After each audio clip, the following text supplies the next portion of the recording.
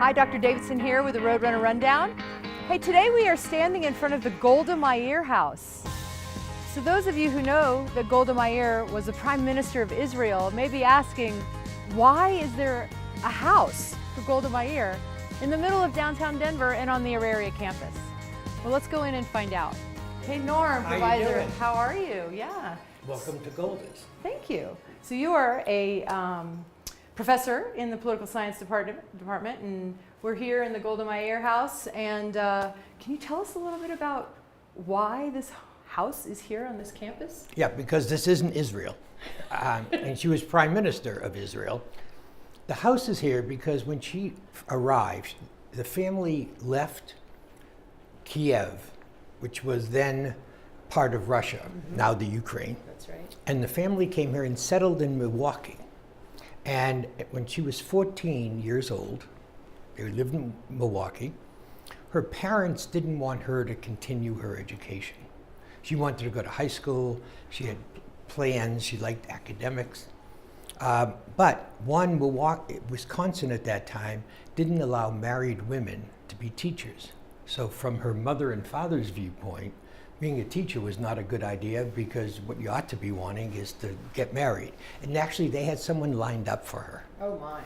And her sister was here in Denver because of respiratory problems, and Denver was a major center for that, such as, and still it's the major respiratory hospital is Jewish National in the United States, right here in Denver. So her sister was here. She wrote to her sister, said, I got to get out of Milwaukee. So they made arrangements. She snuck out of the house one day, took a train on her own, saved money to buy a ticket, and landed in February 1913 in Denver. And at that point, her sister and her husband and a daughter lived in this house, rented this house. And she moved in with them and lived here for almost 2 years. So here we have this house on campus, and you've been at the university for a number of years. What kind of impact do you think it has on the students that interact or are able to come in here? Well, excuse me, I think the house arrived here in 1988, and it was a complete disaster. Complete disaster. It had been moved from its original location, which was West Colfax, which had been a Jewish part of town. And they have, and it's historically preserved. So the wall colors are with the originals. They went through all these layers, and they got old planks to repair the holes in the floor along with the original. So it's been here. We started a few years after it arrived.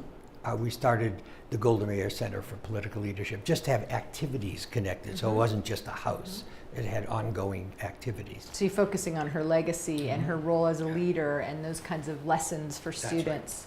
Right. Yeah. And I think, we were talking about her being twice an immigrant and leadership coming from the most unexpected places.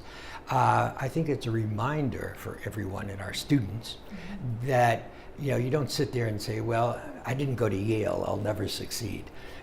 That's not true. We've had students go to work at the White House. I've had tons of students working on Capitol Hill in Washington. So I think when they know about the house and about Golda, that they can understand that she came from poverty, from being an immigrant, from being a woman at a time in which women in leadership was not a hot commodity, and she achieved all of those things. Well, Norm Provizer, thank you for keeping the memory alive and for motivating so many of our students to think about leadership and what can be done.